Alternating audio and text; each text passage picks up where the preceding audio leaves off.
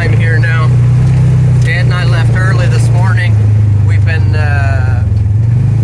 in the woods way back in the country all day long, along with a whole crowd, massive group of townspeople, search and rescue on the hunt for Uncle Will. I call him Uncle Will, always have, but an older gentleman who went missing last night came in on his quad, and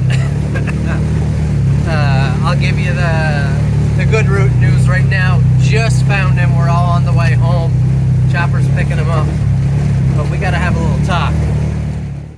I got a call later in the evening earlier this week that a local man, a man I know very well, an older gentleman, just about 80 years old, attends at my church here. I've known him all of my life. He went off berry picking supposedly and was missing, and I heard a few people were gone to look for him. And I didn't think it was too serious. I said, I'll put a couple items, just make sure I got a couple items I need, just in case, you know, I get contacted and we need to do a search or something. But didn't think too much of it. Made sure my volume was up loud on my phone and went on to vid. I woke up, I usually get up around between 5 and 5:30 in the morning. When I got up, there was no alerts or anything. I didn't see anything on Facebook. I live in a small rural town, so everyone kind of posts something happening. Nothing was written at that point that I saw. I believe it was around maybe 7 a.m. they posted that this gentleman still hadn't been found, and they were looking for every man, woman, I guess, and child that they could muster, meet at the search site, which was quite a ways back in the country, meet at the search site as soon as possible. They're grid searching. So I started at that point gathering gear.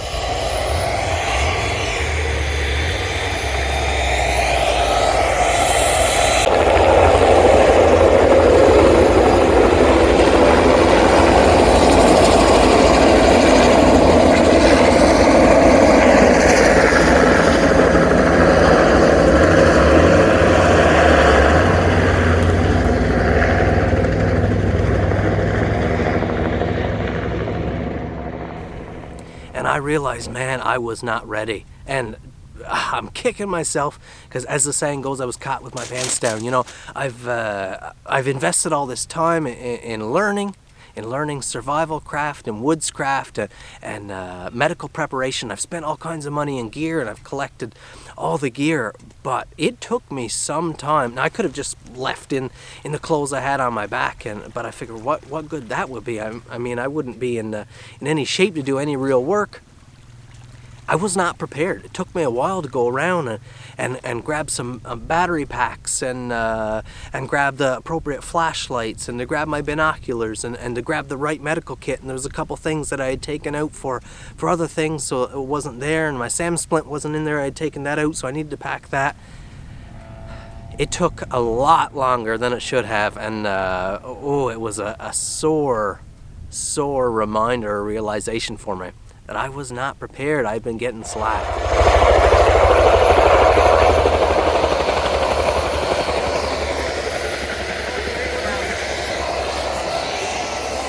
Again, if you skipped away from the opening clip there, the good news is we found him. He spent all night there, all the next day, and it was the next evening that we found him. And just nothing short of a miracle. There wasn't a dry eye on site. There was a lot of people that moved through that site. I've never been more proud of my hometown here. Just what an incredible experience, but what a desperate attempt to try to find this beautiful old soul. Now, I have this big brute of a machine here, which I absolutely love. This Ranger, just an incredible piece of machinery, and we've got the nice heavy winch on there, and we've got the light bar, and I've got the rack on the back, and I fabbed up a bracket for a spare wheel and everything all set up. When I got out there, I realized one of the worst mistakes. I was almost empty on gas, and you guys know I always tell you, to keep your jerry cans full and stuff, and I usually do have multiple jerry cans of gas around. But you probably remember a clip there several weeks ago where I dumped a whole can in the flatbed, and I used one in the side by a few weeks before that, and then the lawnmower and the whippersnipper mix, and I found one jerry can with about 10 liters in it. And between what was in the bike and that 10 liters was enough to get me through the day. But what, like I said, I'm kicking myself now. I realize the stupidity and the carelessness of just, I've gotten relaxed. Of course, you get comfortable and you get out of that mindset of being prepared. And then you run into a situation like this where you're demanded of, something is calling on you, and you're just not ready. Just sore reminder. And so hopefully you guys are all right up on your game and your mindset is right and all your gear is ready to go all the time.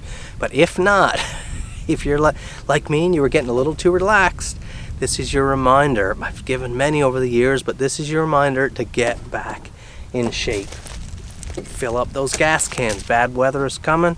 More trouble is coming, no doubt. Fill up those gas cans. Keep your flashlights charged. My pack, I've set up my pack now since I came back. I've made it a priority to do it before I kind of forget and get out of that the kick in the pants mindset that I was feeling motivated to do. I went and did it. I got my my comm set up. I got to do a little bit more programming tonight. Got my water bottle there. I've got my first aid. I went and selected everything that I would want for a situation like that again. Snacks, food items. I went around and I was like, sheesh, how long am I going to be gone? I might be gone for a couple days, 24 hours. What am I going to eat? Is there going to be food there? So we grabbed some of the kids' snacks and some granola bars and some cookies and things like that, because you want easy, light, snackable items to pack around. And I'm glad I brought them.